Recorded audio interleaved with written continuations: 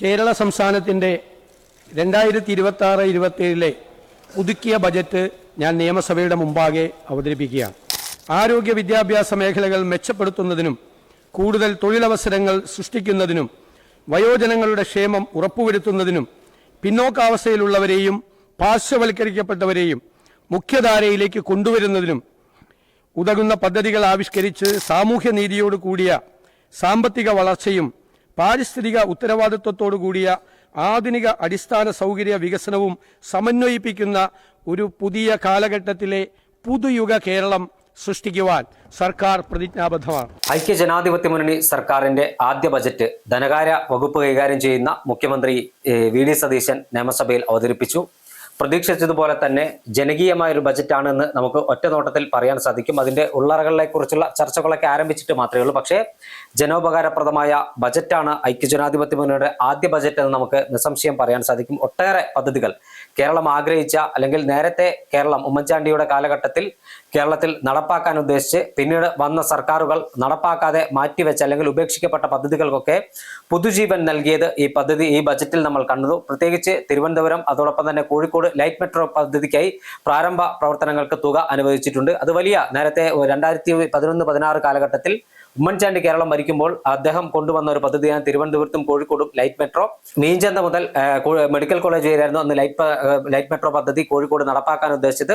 എന്നാൽ അത് നടപ്പായില്ല എന്നതൊരു യാഥാർത്ഥ്യം കൂടിയാണ്. അതിന്റെ പ്രാരംഭ പ്രവർത്തനങ്ങൾ പോലും തുടങ്ങാൻ കഴിഞ്ഞില്ല. ഇപ്പോൾ വീണ്ടും സർക്കാർ ആ പദ്ധതിക്ക് തുടക്കം കുറിക്കാനുള്ള നീക്കം ആരംഭിച്ചിരിക്കുന്നു. അതോടൊപ്പം തന്നെ കേരളത്തിലെ ഏറ്റവും കൂടുതൽ ഫുട്ബോൾ പ്രേമികളും ഫുട്ബോൾ ക്ലബ്ബുകളും ഉള്ളത് മലബാറിലാണ്. പ്രത്യേകിച്ച് മലപ്പുറം, കോഴിക്കോട്, കണ്ണൂർ, കാസർഗോഡ് ജില്ലകളിലാണ്. അവിടെ 50 കോടി രൂപ മുതൽ മുടക്കി അന്താരാഷ്ട്ര നിലവാരത്തിലുള്ള ഫുട്ബോൾ സ്റ്റേഡിയം നിർമ്മിക്കാനുള്ള തീരുമാനം ഉണ്ടായിരിക്കുന്നു. ഇത്തരത്തിൽ നിരവധിയായ ജനോപകാരപ്രദമായ പദ്ധതികൾക്ക് ഈ ബജറ്റിൽ പ്രഖ്യാപനമുണ്ടായിരിക്കുന്നു. നമുക്ക് ഈ ബജറ്റ് ഏറെക്കാലത്തിന് ശേഷം ഒരു ജനകീയ ബജറ്റ് ഒരു ധനകാര്യമന്ത്രി അവതരിപ്പിച്ചു എന്ന് വിലയിരുത്താൻ സാധിക്കില്ലേ? തീർച്ചയായും ജനകീയ ബജറ്റ് തന്നെയാണ്. ജനങ്ങൾക്ക് വേണ്ട കാര്യങ്ങളൊക്കെ ബജറ്റിൽ ഉൾപ്പെടുത്തിയിട്ടുണ്ടെന്നുള്ള കാര്യത്തിൽ യാതൊരു സംശയവുമില്ല.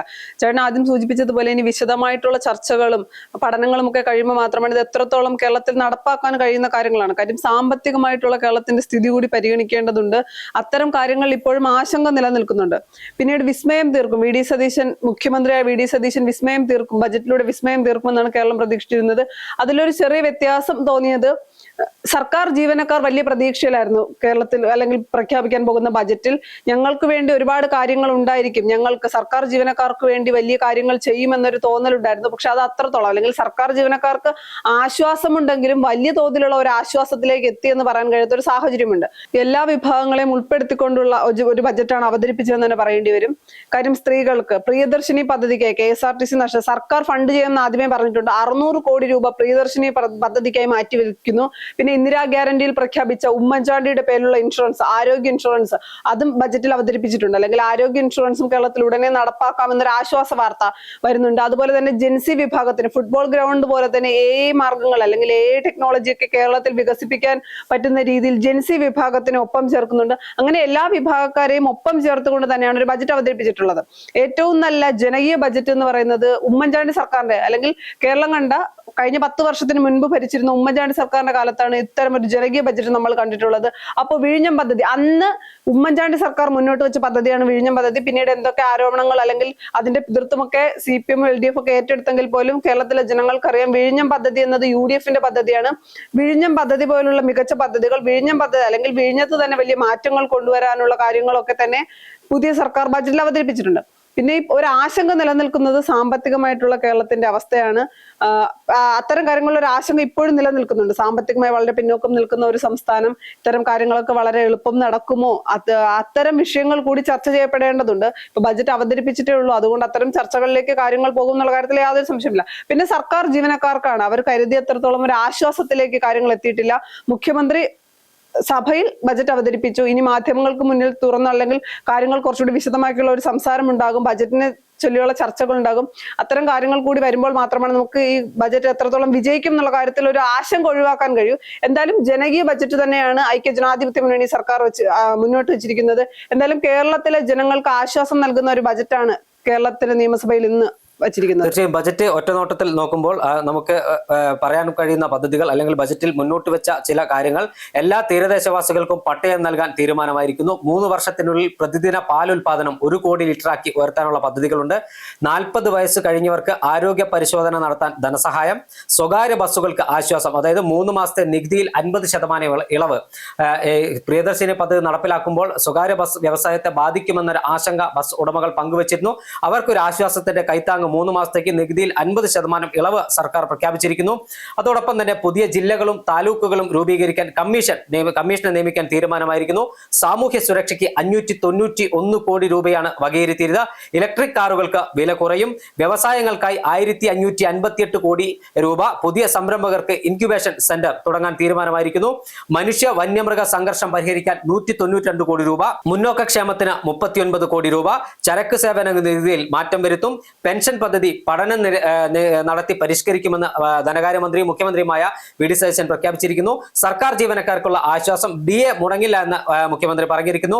ലോട്ടറി സമ്മാനഘടന മാറ്റും. കേരളത്തിൽ ഏറ്റവും കൂടുതൽ നികുതി നൽകുന്ന ഒരു സംവിധാനമാണ് ലോട്ടറി. അതിന്റെ സമ്മാനഘടന മാറ്റും. മെഡിസപ്പ് സമഗ്രമായി പരിഷ്കരിക്കും. സർക്കാർ ജീവനക്കാർക്കുള്ള പെൻഷൻകാർക്കുമുള്ള ഇൻഷുറൻസ് പദ്ധതിയാണ് സമഗ്രമായി പരിഷ്കരിക്കും.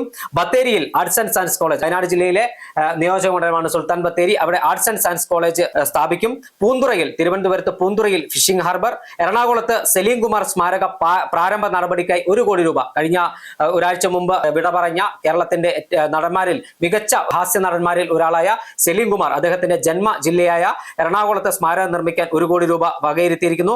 സംസ്ഥാനത്ത് ഭൂമിയുടെ ന്യായവില സമഗ്രമായി പരിഷ്കരിക്കും. ക്യാമ്പസുകളിൽ റാഗിംഗ് തടയാൻ സിദ്ധാർത്ഥ് ആന്റി റാഗിംഗ് സെൽ സ്ഥാപിക്കും. അതായത് പൂക്കോട് വെറ്റിനറി സർവകലാശാലയിൽ റാഗിങ്ങിനെ തുടർന്ന് ജീവൻ നഷ്ടമായ സിദ്ധാർത്ഥിന്റെ നാമധേയത്തിലാണ് പദ്ധതി ആവിഷ്കരിക്കുന്നത്. പട്ടികജാതി പട്ടികവർഗ വിഭാഗത്തിന് പുതിയ ഭവന പദ്ധതി. അതോടൊപ്പം തന്നെ ശിവഗിരി മഠത്തിന്റെ വിജ്ഞാന സെന്ററിന് 5 കോടി രൂപ. തിരുവനന്തപുരത്ത് അതോടൊപ്പം തന്നെ ഹരിപ്പാടും 2ാമത്തെ മെഡിക്കൽ കോളേജ് സ്ഥാപിക്കുമെന്ന് തീരുമാനമായിരിക്കുന്നു.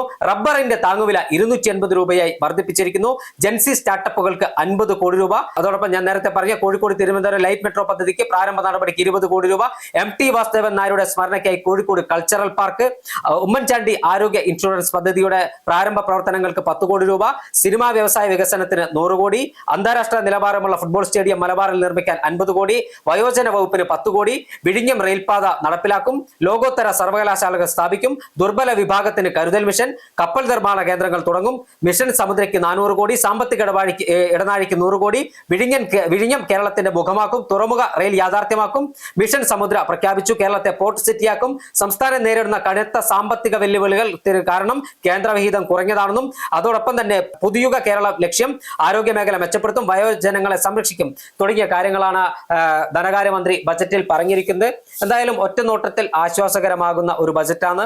എന്നാൽ പോലെ ഒരു ആശങ്ക, ഇന്ദിരാ ഗ്യാരണ്ടിയിലെ 2 കാര്യങ്ങൾ മാത്രമാണ്, അല്ലെങ്കിൽ പ്രഖ്യാപിച്ച 2 കാര്യങ്ങൾ മാത്രമാണ് നടപ്പിലാക്കി. ഇനി 3 ഉണ്ട്. അതെങ്ങനെ നടപ്പിലാക്കും എന്നൊരു ചോദ്യം കൂടി നിലനിൽക്കുന്നുണ്ട്. തീർച്ചയായും ഘട്ടം ഘട്ടമായി ആ പദ്ധതികൾ നടപ്പിലാക്കുമെന്നാണ് നേരത്തെ തന്നെ മുഖ്യമന്ത്രി പറഞ്ഞിരിക്കുന്നത്.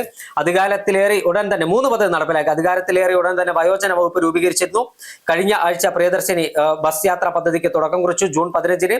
ഇന്നിപ്പോൾ ബജറ്റിൽ ഉമ്മൻചാണ്ടി ആരോഗ്യ ഇൻഷുറൻസ് പദ്ധതിക്കുള്ള ഒരു തുക വകയിരുത്തിയിരിക്കുന്നു. അത് എത്ര കാലത്തിനകം ഇത് ഇംപ്ലിമെന്റ് ചെയ്യാൻ കഴിയുമോ എന്നൊക്കെ മറ്റൊരു കാര്യം. എന്തായാലും ജനകീയമായ ഒരു ബജറ്റ് അവതരിപ്പിച്ച് എല്ലാവരുടെയും കയ്യടി നേടാൻ വി.ഡി. സതീശന് തുടക്കത്തിൽ കഴിഞ്ഞു എന്നതൊരു യാഥാർത്ഥ്യമാണ്.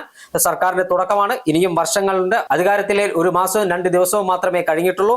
ആ ഒരു കാലഘട്ടത്തിൽ, ആ ഒരു ഘട്ടത്തിലൂടെ കടന്നു പോകുമ്പോൾ ഇത്തരത്തിൽ ഒരു ജനകീയ ബജറ്റ് അവതരിപ്പിച്ച് എല്ലാവരുടെയും കയ്യടി നേടാൻ സർക്കാരിന് കഴിഞ്ഞിട്ടുണ്ട്. നേരത്തെ തെരഞ്ഞെടുപ്പ് പ്രചരണ ഘട്ടങ്ങളിലൊക്കെ പറഞ്ഞതുപോലെ കേരളത്തിന്റെ ഉന്നമനം, കേരളത്തിന്റെ വികസനം, എല്ലാ വിഭാഗങ്ങളെ ചേർത്ത് പിടിക്കുന്ന ഒരു സർക്കാരായിരിക്കും ഐക്യ ജനാധിപത്യ മുന്നണി അധികാരത്തിൽ വന്നാൽ ഉണ്ടാവുക എന്ന് കോൺഗ്രസ് നേതാക്കന്മാർ നിരന്തരം പറഞ്ഞിരുന്നു. അത്തരത്തിൽ ഒരു സർക്കാർ തന്നെയാണ് അധികാരത്തിൽ വന്നെന്ന് കേരളത്തിലെ ജനങ്ങൾക്ക് ഇപ്പോൾ തിരിച്ചറിയാൻ കഴിയുന്നുണ്ട്. എന്തായാലും ബജറ്റിന് വിമർശനം ഉണ്ടാകും, ബജറ്റിനെ കുറിച്ചുള്ള ചർച്ചയുണ്ടാകും. ആ വിമർശനങ്ങളിൽ നിന്ന് പാഠം ഉൾക്കൊണ്ട് വീണ്ടും അടുത്ത ബജറ്റ് ഇനിയും വരാനിരിക്കുന്നത്. എന്തായാലും ഒരു ബജറ്റിൽ കേരളത്തിൽ പ്രതീക്ഷിച്ചതുപോലെയുള്ള വലിയ നേട്ടങ്ങളൊന്നും ഉണ്ടായിട്ടില്ലെങ്കിൽ കേരളത്തിന്റെ നിലവിലെ സാമ്പത്തിക സ്ഥിതിക്ക് അപ്പുറമുള്ള കാര്യങ്ങൾ ചെയ്യാൻ വി.ഡി. സതീശന് കഴിഞ്ഞു.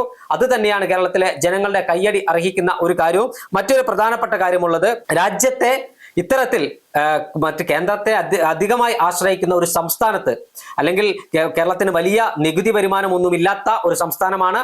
ആ സംസ്ഥാനത്ത് ഇത്രയും വലിയ ഒരു ജനപ്രിയ ബജറ്റ് അവതരിപ്പിക്കാൻ കഴിഞ്ഞതിൽ വി.ഡി. സതീശൻ കയ്യടി അർഹിക്കുന്നുണ്ട് എന്ന കാര്യത്തിൽ തർക്കമുണ്ടോ? ഒരിക്കലുമില്ല. വി ഡി സതീശൻ കയ്യടി അർഹിക്കുന്നുണ്ട്. അല്ലെങ്കിൽ വളരെ മികച്ച ബജറ്റാണ്, ജനങ്ങൾക്ക് വളരെ ഇഷ്ടം തോന്നുന്ന, സർക്കാരിനോടുള്ള മതിപ്പ് കൂട്ടുന്ന തരത്തിലുള്ള ബജറ്റ് തന്നെയാണ്, അതിൽ യാതൊരു സംശയവുമില്ല. പക്ഷെ മറുവശത്ത് ചേട്ടൻ സൂചിപ്പിച്ചതുപോലെ കേന്ദ്രത്തെ അത്രത്തോളം ആശ്രയിച്ച് നിൽക്കുന്ന സംസ്ഥാനം, കേരളം നമുക്ക് തരേണ്ട ഫണ്ട് ഓരോ തവണയും വെട്ടിക്കുറച്ചുകൊണ്ടിരിക്കുന്നു. ആ ഒരു സാഹചര്യത്തിൽ ഈ ബജറ്റ് കേരളത്തിൽ നടപ്പിലാകുമോ, പൂർണ്ണമായി നടപ്പിലാകുമോ എന്നൊരു ചോദ്യമുണ്ട്. അതിന് മുഖ്യമന്ത്രി ധനകാര്യ വകുപ്പ് മന്ത്രി കൂടിയായിട്ടുള്ള വി ഡി സതീശൻ തന്നെ വ്യക്തത വരുത്തേണ്ട ഒരു സാഹചര്യമുണ്ട്. കാര്യം നമ്മൾ സാമ്പത്തികമായി വളരെ ബുദ്ധിമുട്ടുന്ന ഒരു കാര്യമാണ്. അല്ലെങ്കിൽ ധവളപത്രം സഭയിൽ അവതരിപ്പിച്ചപ്പോൾ കേരളത്തിന്റെ സാമ്പത്തിക സ്ഥിതി എന്താണെന്ന് കേരളത്തിലെ ജനങ്ങൾക്ക് മനസ്സിലായിട്ടുണ്ട്. ഇത്തരം ജനകീയ ബജറ്റ് അവതരിപ്പിക്കുമ്പോൾ ഒരു ചോദ്യമുണ്ട്, സാമ്പത്തികമായി ഇത് എങ്ങനെ നടപ്പിലാകുമെന്ന്. അതിന് മുഖ്യമന്ത്രി മാധ്യമങ്ങൾക്ക് മുന്നിലെങ്കിലും എത്രയും വേഗം തന്നെ മറുപടി പറയേണ്ടി വരും.